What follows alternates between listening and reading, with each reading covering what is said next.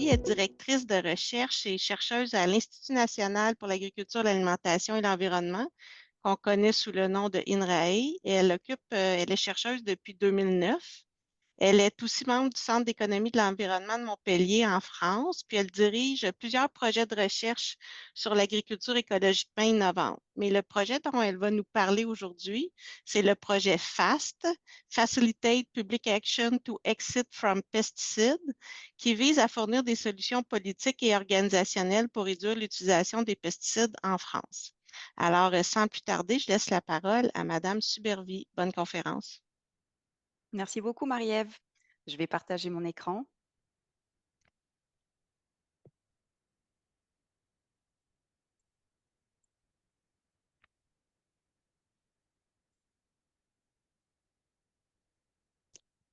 Est-ce qu'on est OK?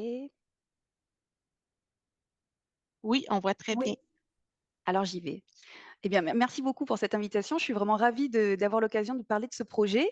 C'est un projet qui s'inscrit dans un programme scientifique beaucoup plus large, un programme qui est financé par les pouvoirs publics français sur 6 ans pour 30 millions. Et là, il y a, de manière un peu inattendue et inespérée pour les sciences sociales, 3 millions uniquement pour les sciences sociales. Et dans notre cas, sciences sociales, ça englobe une large majorité d'économistes de l'environnement et économistes agricoles, un bon groupe de gestionnaires et un groupe aussi de juristes.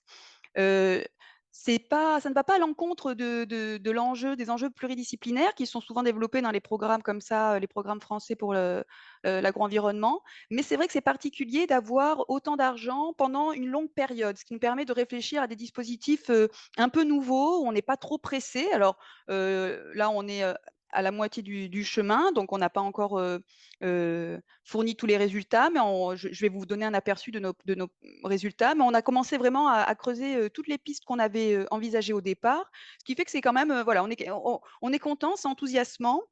Et c'est assez nouveau pour nous d'avoir beaucoup de moyens et beaucoup d'espace pour pouvoir à la fois réfléchir entre nous à des nouveaux outils.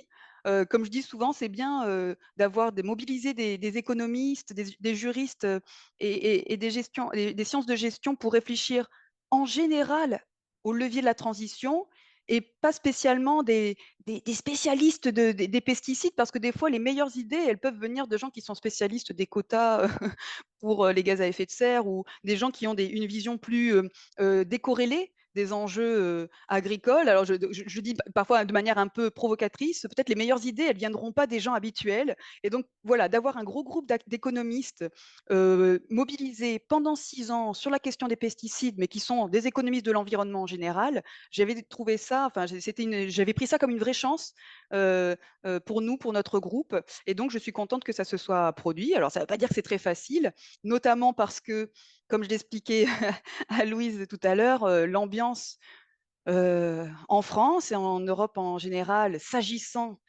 de la transition vers la sortie des pesticides, n'est pas très joyeuse. Vous avez peut-être entendu parler le mois dernier qu'il y ait une grosse mobilisation des agriculteurs devant le Parlement européen. La situation, on va dire, est assez alarmante dans le sens où elle est un peu inextricable. C'est-à-dire que les agriculteurs se mobilisent d'abord pour revendiquer des revenus plus élevés. Voilà, ils sont mécontents de leur situation, ce qui est à certains égards assez compréhensible parce que ils subissent. Voilà, il y a plein de choses qui pourraient être améliorées, hein, les marges que font les supermarchés sur les produits non conventionnels. Enfin, il y a quand même plein d'enjeux commerciaux et économiques qui sont, voilà, dont on peut légitimement revendiquer. Et par-dessus les enjeux environnementaux, alors ça leur semble insupportable.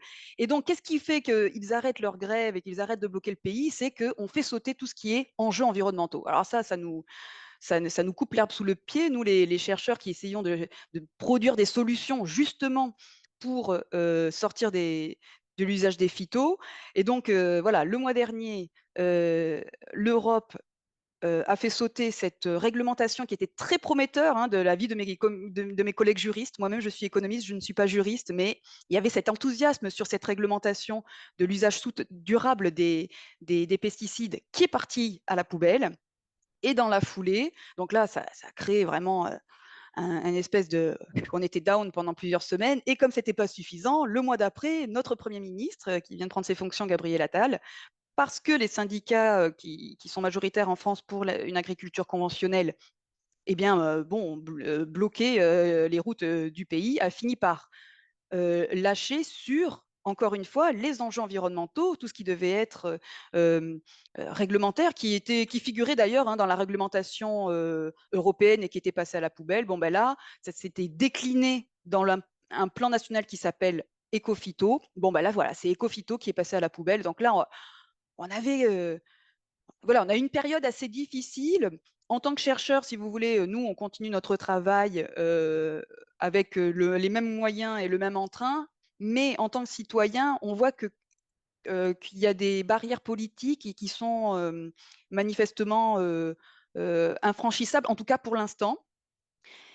Et bon, en réalité, c'est pas très nouveau, hein, il y a quelques mois, l'année dernière, le glyphosate a été réautorisé pour 10 années supplémentaires, alors qu'il était quand même question, on avait quand même produit, une évidence assez importante de la dangerosité, de la toxicité de ces produits et pas uniquement pour, la biodiversité. Aussi, il y avait une forte présomption, un faisceau de présomption sur la nocivité, les impacts négatifs sur la santé humaine, parce qu'on peut se dire quand même que si on s'en fiche des abeilles et des coccinelles, peut-être qu'on s'en fiche pas des hommes, mais même ça n'a pas suffi et donc, ils ont revoté une autorisation pour 10 ans. Donc là, vous voyez l'ancienne présidente du premier syndicat agricole français, donc pro-agriculture conventionnelle, et le ministre de l'Agriculture là, qui se réjouissent donc de cette décision. Alors nous, on était extrêmement chagrinés par la situation.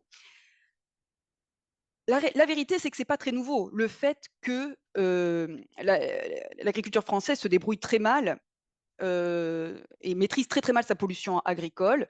On s'était fait épingler il n'y a pas si longtemps, fin 2018, par le magazine Science qui avait gentiment titré que notre décennie d'efforts pour réduire l'usage des pesticides, avait échoué. Ils avaient même dit, oui voilà, échoué misérablement, hein, miserably.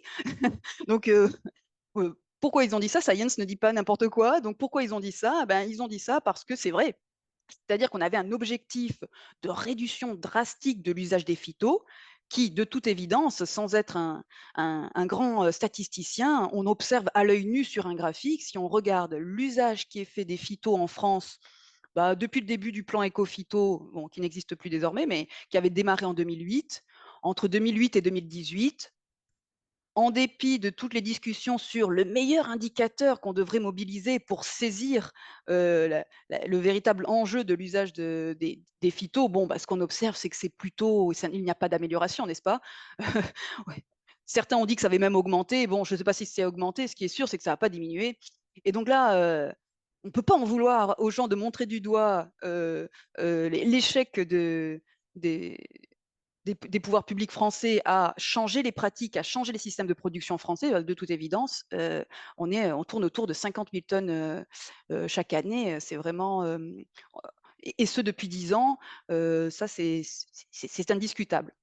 Ce qui est quand même important, sur ces graphiques-là. Donc, je vais en venir à cette espèce de baisse qui s'est un petit peu amorcée en 2019 et qui possiblement va remonter.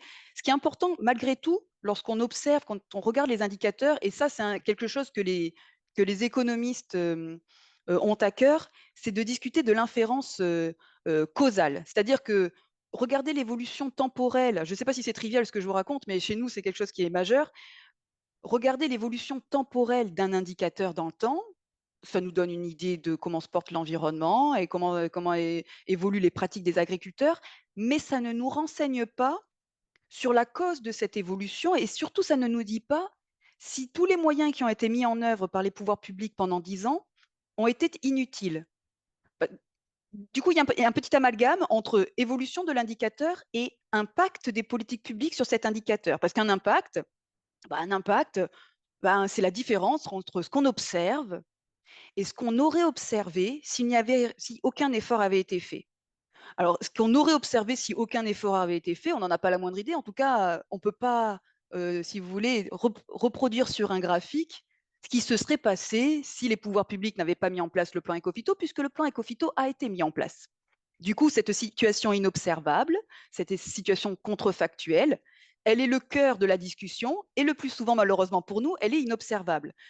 Mais il est clair que ça change tout s'agissant de l'élaboration des politiques publiques derrière. Parce que si ce qui se serait passé en l'absence de politique publique, c'est une stagnation dans la lancée de 2018, bah, l'impact qu'on observe, cette petite baisse qu'on observe sur les dernières années, bah, il est moyen. Il est pas zéro, mais il est moyen. Mais si pour des raisons qui sont possibles aussi, parce que changement climatique, parce que pression météorologique, tout, eh bien, en l'absence de tout effort, l'usage des phytos avait augmenté, eh bien, ça veut dire que cette baisse qu'on observe, elle est, elle est spectaculaire au regard de ce qu'on aurait eu s'il n'y avait rien, si aucun effort avait été fait. Donc, cette définition de l'efficacité des politiques publiques, cet impact, on a à cœur d'essayer de le montrer dans nos travaux, dans ce que je vais vous montrer dans quelques secondes, parce que c'est le cœur de la discussion. On peut discuter pendant des heures sur est-ce que l'indicateur, il faut regarder les quantités, les fréquences de traitement, la toxicité. Probablement qu'il faut regarder tous ces aspects en même temps pour juger de l'état actuel de l'environnement et la pollution diffuse en France. Mais s'agissant des politiques publiques et des efforts qui sont faits à différentes échelles, nationales, territoriales, c'est pas un seul indicateur, c'est pas une seule courbe qui va nous dire si ça a marché ou pas. Il en faut au moins deux, celle en pointillé et celle en très plein. Et quand on a les deux courbes, on peut dire s'il y a eu un impact. Donc voilà. Euh, la raison, je reviens un tout petit peu en arrière, la raison pour laquelle on a vu cette baisse s'amorcer à partir de 2019, bon, ce sont des raisons qui sont multiples, mais qui ne sont pas anodines, parce qu'on dit toujours il ne s'est rien passé depuis 10 ans, il ne s'est rien passé depuis 10 ans. Bon, alors, il s'est quand même un peu passé des choses depuis 10 ans, c'est-à-dire que le pays a mis en place certains dispositifs qui ont mis un temps considérable à être mis en œuvre, ça c'est vrai, mais qui de fait ont quand même été testés un petit peu. Alors qu'est-ce qui s'est passé en 2019? On avait quand même une taxe, une redevance sur la pollution diffuse, c'est-à-dire qu'on taxait des substances qui étaient jugées dangereuses. Donc il y a quand même un gros travail d'écotoxicologie qui a été produit quand même pour savoir qu'est-ce qui est vraiment dangereux. Donc, parce qu'il faut apporter la preuve qu'un produit est toxique, n'est-ce pas? C'est pas dans l'autre sens, on ne se méfie pas. C'est-à-dire qu'on attend de savoir si que le produit est toxique pour décider pour le classifier. Et donc cette redevance, elle existait depuis 10 ans, mais en 2019, il y a toute une série de produits qui a été classé très toxique. Donc là, il y a une espèce de jump comme ça, et une taxe a été associée à la toxicité, c'est-à-dire que les produits qui étaient nouvellement très toxiques, eux, ils étaient taxés, ça pouvait aller jusqu'à 9 euros par kilo. Donc ça décourageait beaucoup les achats. Et c'est probablement ce qu'on observe en 2019. Et d'ailleurs, si vous regardez bien, en 2018, il y a une hausse, un peu comme s'ils étaient prévenus à quelle sauce ils allaient se faire manger. Ils ont fait des stocks. Ils savaient que certains produits allaient devenir très chers parce qu'ils étaient détectés comme très toxiques. Et donc, il y a eu un petit stock qui s'est fait, mais la chute n'est pas anodine, hein. On est quand même passé, donc, on va dire, du 50 000 tonnes habituel à 35 000, c'est pas rien. Et par la suite, on a eu aussi interdiction du glyphosate chez les ménages, chez les particuliers et dans les espaces publics. Et on a commencé à travailler avec les distributeurs de phyto en leur disant que dorénavant, ils allaient devoir faire l'effort de faire des ventes, non pas sur les produits les plus toxiques, mais sur les produits les moins toxiques, et en faisant la promotion en plus d'activités vertes auprès de leurs clients. Donc comme ça, il y a quand même eu des actions autour de 2019 qui expliquent cette baisse de 2019. Par contre, ces actions, elles étaient toutes petites, et à l'échelle du pays, ce ranking de la toxicité dont je parle, c'est 20% des substances. Donc, il y a encore 80% qu'on utilise allègrement qui ne sont pas classées comme toxiques. Et donc, la substitution était à portée de main, c'est probablement ce qui s'est passé. Peut-être d'ailleurs, des écotoxicologues, ils vous le diront mieux que moi. Voilà, on s'est débarrassé de certaines substances, on les a remplacées par d'autres. Donc, le message de mon introduction un peu morose, c'est que oui, les indicateurs ne sont pas favorables. Si jamais ils l'étaient pendant une année, on a l'impression qu'ils ne le sont pas restés très longtemps. Là, on est reparti vers une hausse là, depuis quelques temps, mais que par ailleurs, les efforts pour montrer que ces actions avaient été utiles, ils n'ont pas été parfaitement fournis. On s'est focalisé sur cette espèce d'indicateur-là, qui donne une évolution, assez correcte, accurate de l'état de l'environnement, mais qui ne nous dit pas si les efforts qu'on déploie depuis quelques années, ils sont vraiment utiles parce qu'on n'a pas cette véritable mesure de l'impact de la fameuse situation contrefactuelle dont je parlais, tout à l'heure. Je fais un petit point pour cette histoire toujours d'inférence causale, qui manque cruellement dans les sciences sociales et qui est un peu le nerf de la guerre dans les discussions politiques. Alors, je ne sais pas si c'est la même chose chez vous, mais nous, en France, on nous rétorque quand même assez souvent et de manière un peu agaçante pour les collègues de l'INSERM qui travaillent sur, sur les maladies génétiques et qui sont de manière assez presque évidente liées à la pollution environnementale. C'est que voilà, on nous rétorque souvent qu'on n'est pas sûr quand même que le glyphosate et les autres pesticides, mais le glyphosate en particulier, on n'est pas sûr que c'est vraiment nocif pour les êtres humains.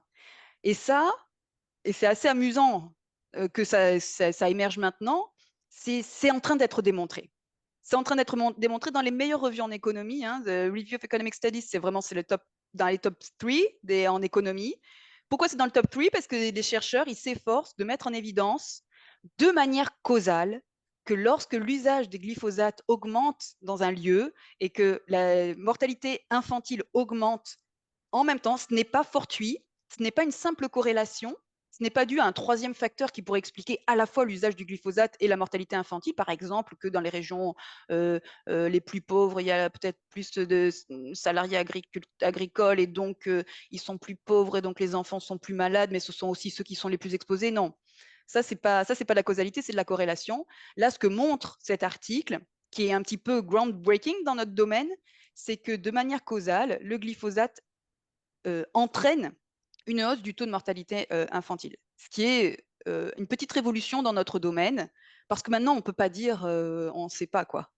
Ils l'ont fait, ça c'est un papier qui parle du Brésil, et le prochain qui va sortir, mais qui n'est pas encore sorti, mais qui est d'un chercheur qui s'appelle Eyal Frank, que j'adore, qui est à Chicago, qui va montrer aussi que les pesticides ont tué les, les chauves-souris. Les chauves-souris ne font plus leur travail de manger les insectes et du coup, les fermiers américains utilisent davantage de pesticides pour faire le travail des chauves-souris qui ont été décimées par une maladie. Et du coup, ils arrivent à le corréler de manière causale à la mortalité infantile là aussi. Donc, ça fait deux évidences qui sont très rapprochées dans le temps avec des données très précises qui montrent que usage des phytos, augmentation des phytos de manière exogène, hein, soit parce que il y a plus de chauves-souris, soit parce que dans le cas brésilien, on a fait rentrer une nouvelle semence qui encourage l'usage des pesticides. Donc, deux chocs exogènes sont associés à une hausse de la mortalité infantile. Donc ça, ce sont deux résultats majeurs. Ils viennent de sortir au moment même où l'Europe rétropédale sur toute la réglementation qui aurait été un pas incroyable dans l'amélioration des pratiques agro-environnementales en Europe. Donc, il y a cette espèce de décalage entre ce que produisent les sciences économiques, les sciences sociales sur les enjeux réduction de phyto et ce que font les pouvoirs publics. Donc, il y a une espèce comme ça de décalage et voilà, nous, on doit dealer avec ça. Voilà, donc, et les enjeux, je n'ai pas commenté la magnitude, mais ce sont des effets très significatifs, c'est-à-dire voilà, 8%, 8% sur la mortalité infantile, qui est quand même un indicateur qui bouge très très peu dans les pays riches, ce n'est pas rien. Donc, malgré cette espèce de paradoxe dans lequel nous sommes, avec un décalage entre ce que produisent les évidences qu'on produit en économie de l'environnement, en économie agricole, et la démission des pouvoirs publics qui cèdent à la pression des syndicats qui soutiennent l'agriculture conventionnelle, nous avançons quand même dans nos travaux. Et donc, je vais vous présenter, j'ai sélectionné quelques études en cours qui ne sont pas toutes publiées, mais si elles le sont ou s'il est possible de regarder les protocoles, j'ai mis le lien pour que vous puissiez cliquer dessus. Tous ces travaux, ils ont été bâtis donc, autour du fait que les innovations techniques, elles sont importantes, mais elles ne suffisent pas il faut qu'elles soient accompagnées de politiques et donc de solutions qu'on dit organisationnelles, parce qu'elles ne requièrent pas uniquement la volonté politique, mais elles peuvent parfois venir d'une concertation des différents acteurs qui s'organisent sur un bassin versant ou sur un territoire plus largement. Ce dont je vais vous parler, c'est résumé dans un chapitre qui donne les grands axes de recherche de l'ensemble du programme de recherche qui s'appelle Cultiver et protéger autrement, CPA, et qui est disponible gratuitement en ligne. Pareil, je vous ai mis le lien. Si vous cliquez sur la petite photo, vous pouvez télécharger le livre. Alors j'en viens aux travaux de notre projet. La spécificité de ces travaux, c'est qu'on s'efforce de faire des productions d'analyse quantitative pour pouvoir voilà, dire s'il y a une baisse qui est significative, si on la mesure avec précision, bon, ben, on a quelque chose, on a un point de départ pour discuter. Et ça, on y tenait assez. Donc on a mobilisé 3 types de travaux. Les analyses ex post qui permettent de dire si oui ou non le plan éco-phyto il a marché. Alors, je parlais de cette fameuse courbe unique et dont on aimerait trouver la contrefactuelle pour pouvoir comparer et détecter ou pas un impact, mais il n'y a pas que ça.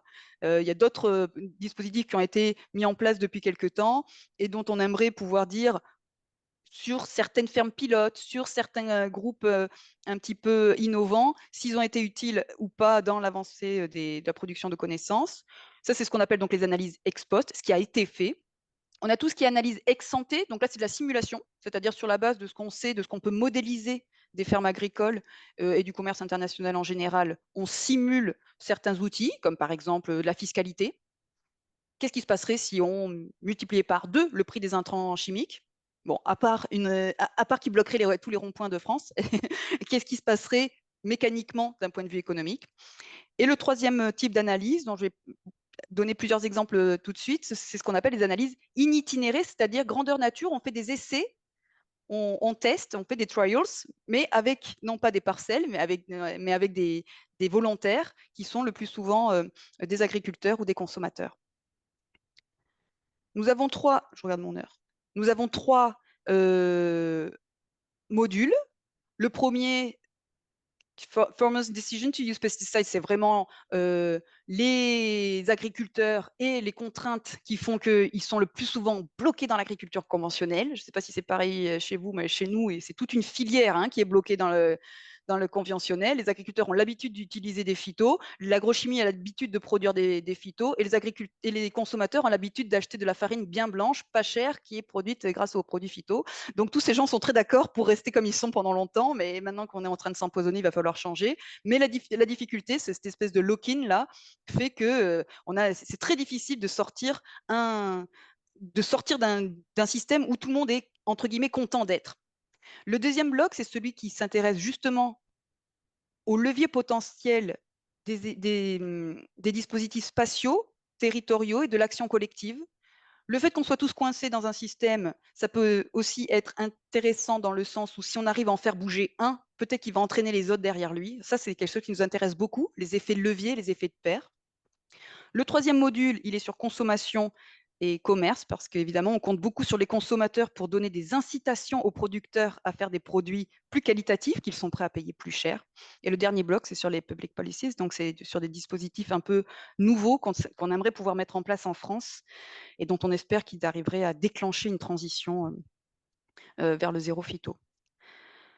Donc, je vous donne je sais plus, deux ou trois exemples de résultats qui peut-être vont vous paraître triviaux, mais pour nous, ils sont nouveaux. S'agissant d'abord de ce premier bloc sur les obstacles au changement de pratique. Il y a un paramètre qui est central en économie, qui est l'aversion au risque. Il est central parce qu'il permet de modéliser à peu près toutes les décisions des agents économiques et ceux des agriculteurs en particulier. Pourquoi l'aversion au risque, c'est important? Parce qu'il y a des gens qui sont averses au risque, même quand il n'y en a pas, n'est-ce pas? Donc ça, c'est important de ce paramètre, de le prendre en compte dans les analyses. Et ce qu'ont mis en évidence les chercheurs de l'équipe qui s'intéressent à ce paramètre-là, c'est que d'une part, et ça c'est un résultat qui est déjà ancien et vous pouvez le repérer sur ce graphique qui représente donc des fonctions de profit en fonction de l'usage des phytos, quelle que soit la manière dont on modélise l'aversion, au bout d'un moment, le profit, il est flat. Le flat profit, c'est quelque chose qui est déjà ancien, mais on retrouve quand on utilise les données récentes. Donc là, ce sont des données agriculteurs américains et agriculteurs français. Ça sert à rien au bout d'un moment d'utiliser plus de phyto, on arrive à une espèce de stagnation du profit. Donc ça, et ça, c'est vrai pour n'importe quel niveau d'aversion au risque. Ça, c'est la première chose intéressante. Et le résultat qui est un peu plus nouveau, c'est que l'hypothèse qu'on fait lorsqu'on modélise l'aversion au risque, ça joue beaucoup sur la mesure de l'effet de cette aversion sur l'usage des pesticides. Ce qu'on fait le plus souvent, c'est qu'on ne distingue pas, c'est-à-dire on ne fait pas l'hypothèse qu'il y ait une asymétrie dans les préférences des agriculteurs. On modélise le gain associé, les préférences au gain ont le même poids que l'aversion aux pertes. Et ça, c'est une hypothèse qui est pas très plausible, en tout cas s'agissant des agriculteurs français. Ce qu'on sait plutôt, c'est que on préfère éviter une perte qu'enregistrer un gain. Donc c'est plus grave de perdre que joyeux de gagner. Et si on tient compte de cette hypothèse, c'est-à-dire si on modifie, et donc ça c'est Kahneman et prix Nobel 2002, hein, c'est l'asymétrie des préférences. Si on tient compte de cette nouvelle hypothèse, dans ce cas-là, l'aversion au risque joue beaucoup, jusqu'à 20% sur la décision de dépenses en phyto.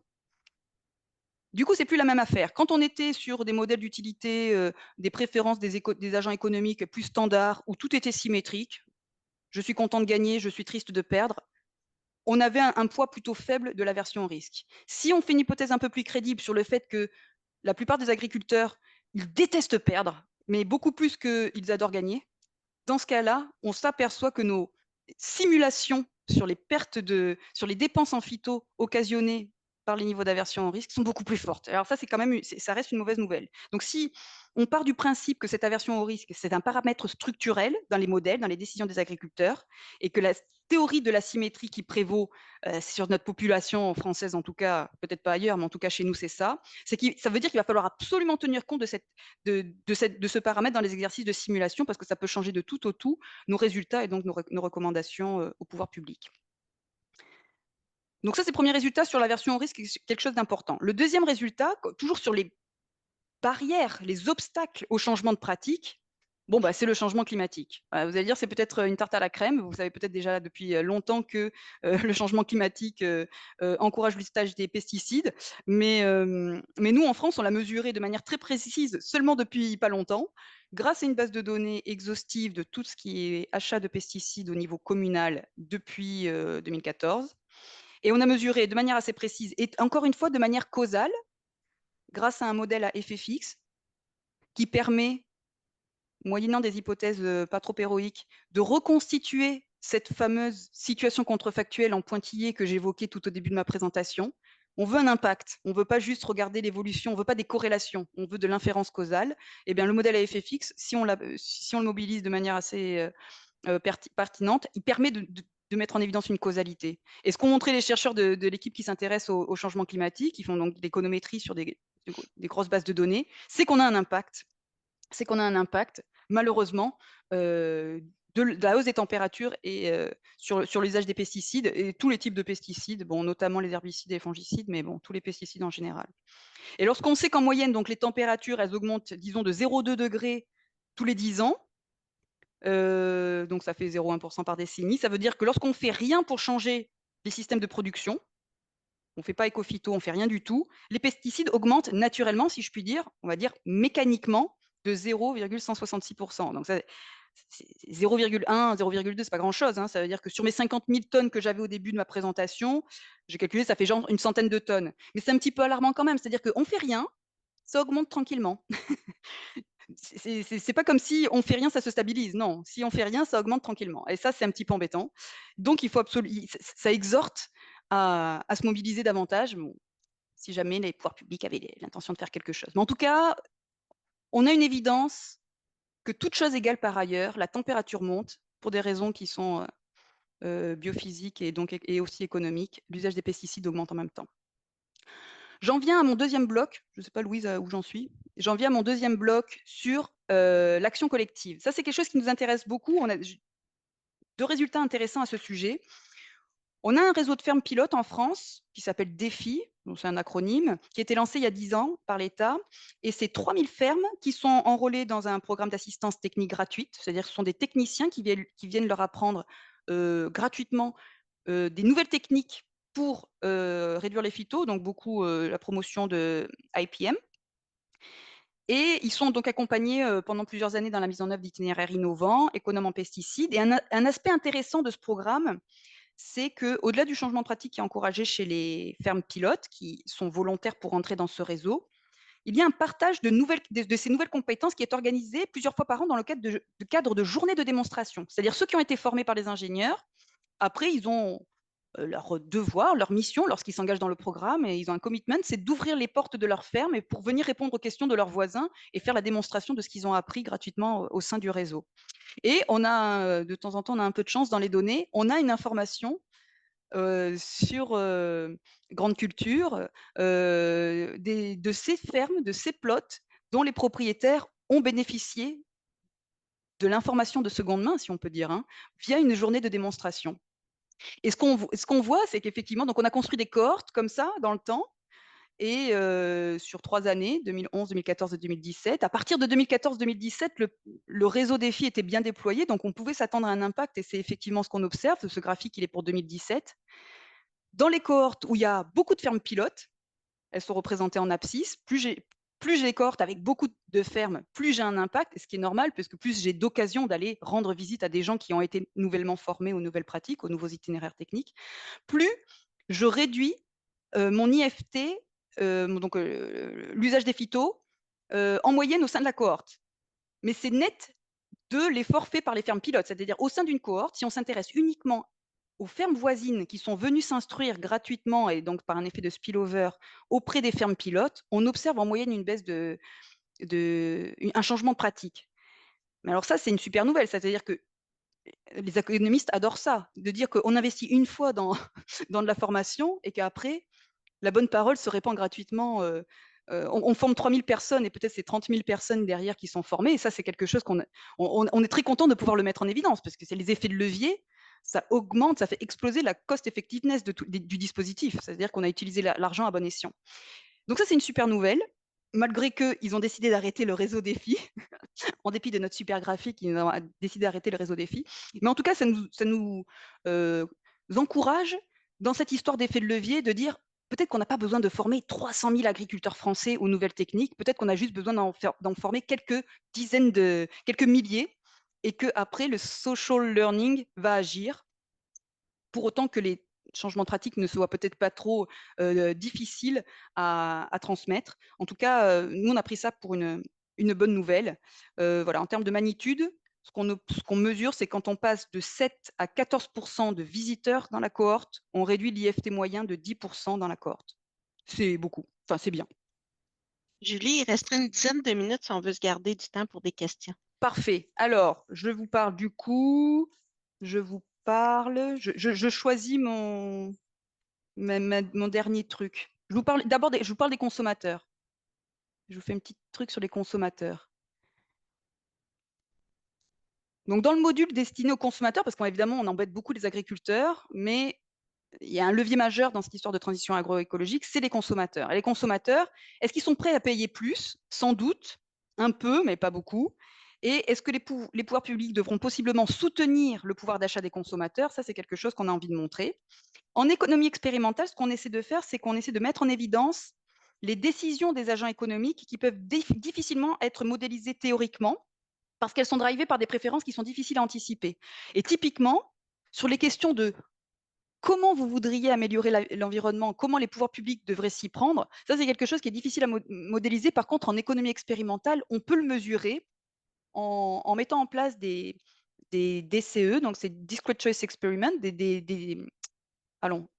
expérimentation de choix, où on propose des cartes de choix aux consommateurs, dans laquelle il y a plusieurs combinaisons possibles de scénarios, et on leur dit, vous préférez quoi? Une interdiction totale du glyphosate, et dans ce cas-là, il n'y aura plus du tout de glyphosate dans les champs, mais le prix de votre caddie va augmenter, et l'État peut utiliser ce revenu de différentes façons. Soit on taxe le produit, et donc là, on peut taxer à différents niveaux. Ça va bouger le prix de vos achats à différents niveaux, et on vous propose d'autres façons d'utiliser la recette de cette taxation. Et donc ça, c'est un exemple de carte de choix qu'on a proposé aux consommateurs, et on en a fait une dizaine de cartes de choix pour cross-valider leurs préférences, dans lesquelles on bouge les différents scénarios jusqu'à pouvoir inférer leurs préférences pour chacun des attributs de la carte. Et qu'est-ce qu'on obtient? Ben, on obtient quelque chose d'assez intéressant. D'abord, deux classes de consommateurs. Un tiers qui est pour l'interdiction et deux tiers qui est pour la taxation. Pourquoi? Parce que la taxation, ça réduit un peu le problème environnemental sans trop en- détériorer mon portefeuille. Ça, c'est le premier résultat. Le deuxième, c'est que ce groupe pro-interdiction, qui valorise beaucoup la réduction des phytos, ce sont aussi des gens qui valorisent beaucoup le fait que l'allocation des recettes de la taxe soit faite à un poste spécifique et de préférence soit redistribuée aux agriculteurs. C'est-à-dire que les modalités de la transition, elles ne sont pas toutes pareillement acceptables. Tout le monde, en gros, est en faveur de la réduction des pesticides, mais tout le monde est avant tout contre l'augmentation des prix. Et les gens qui plébiscitent beaucoup la redistribution des recettes de la taxe, ce sont, on peut l'apprendre derrière grâce à un survey, des gens qui sont plus sensibles, on va dire, à des gens qui sont plus souvent en zone rurale, et donc qui sont plus souvent plus âgés, et dont on peut, qui ont des dépenses alimentaires qui sont plus importantes. Et donc, on peut dire qu'ils ont une perception assez précise de la problématique. D'un côté, il y a une question d'équité qui semble déjà acquise. Si on taxe les agriculteurs, il faut leur redistribuer l'argent, ce qui est assez étonnant. On pouvait ne pas s'attendre à ça. Et à côté, l'urgence sanitaire, dont les gens sont peut-être moins informés apparemment, puisque dans leur choix, ça ne transparaît pas qu'il y ait une urgence d'arrêter absolument la pollution agricole. Je prends mes dernières minutes pour vous parler de cette histoire de taxation. Donc là, j'en viens au dernier module. Bon, des études, il y en avait plein, hein, mais j'en ai choisi 3 ou 4 qui me semblaient importantes. Il y a toujours cette histoire de est-ce que la taxe, ça va marcher, en dehors du fait que les gens ne vont pas être très contents, les agriculteurs ne vont pas être très contents si le prix de leurs intrants augmente. Est-ce que ça va marcher? Probablement pas, parce qu'il faudrait taxer énormément les produits phyto, qui représentent une toute petite part dans le coût de production des agriculteurs, pour vraiment les inciter, pour que vraiment ils arrêtent d'acheter les pesticides. Il faudrait que les pesticides deviennent très chers. Et donc tout le monde dit, mais laissons tomber cette histoire de taxes. Il y a pas, l'élasticité de la demande est beaucoup trop faible, on va jamais y arriver. Donc ce qu'on a fait dans un premier temps, c'est qu'on a quand même mesuré l'impact de la taxation par ce fameux jump dans le classement des produits toxiques qui s'est produit en 2019. Et donc la taxation qui a été associée, il y a plusieurs dizaines de substances qui tout à coup ont été classées très toxiques, et donc qui sont devenues plus chères de par la redevance pour la pollution diffuse qui était mise en place à cette époque-là. Donc on a quand même estimé qu'à partir de 2019, c'était pas grand-chose, hein, cette histoire de classification toxique, et pourtant, on détecte une baisse significative, c'est quelque chose qui est en dessous de zéro là, des achats. Donc c'est petit, mais c'est pas zéro. Ce qui nous encourage à développer des projets un peu plus ambitieux, dans lesquels on simule ce qui se passerait si on taxait, donc dans le futur, ça c'est pas le graphique que vous voyez là, ça ne s'est pas produit, c'est la simulation. Ce qui se passerait si on taxait non pas quelques substances, mais tous les pesticides pour les 5 cultures les plus importantes. Ce que vous voyez en pointillé, c'est évidemment la baisse de rendement, puisque à technologie constante, hein, évidemment, ils ne changent pas leur pratique, ils font comme d'habitude, sauf qu'ils réduisent les phytos parce qu'ils sont devenus trop chers. On enregistrerait une baisse de rendement, évidemment, dans toutes les cultures, parce que moins de phytos, plus de ravageurs, plus de rendement. Mais si on redistribue, c'est ce que vous voyez sur les courbes en couleur, on arrive à, si vous voulez, presque annuler la perte. Le mécanisme, je ne sais pas si vous voyez, donc on les taxe, ils utilisent moins de pesticides, ils enregistrent davantage de pertes, moins de rendement, mais comme on redistribue, on comble ce manque à gagner. Okay, ce qui est intéressant dans ce résultat, c'est que si on redistribue, on tombe à une perte qui est acceptable pour toutes les cultures autour de 20 € par hectare, ce qui est vraiment pas grand-chose.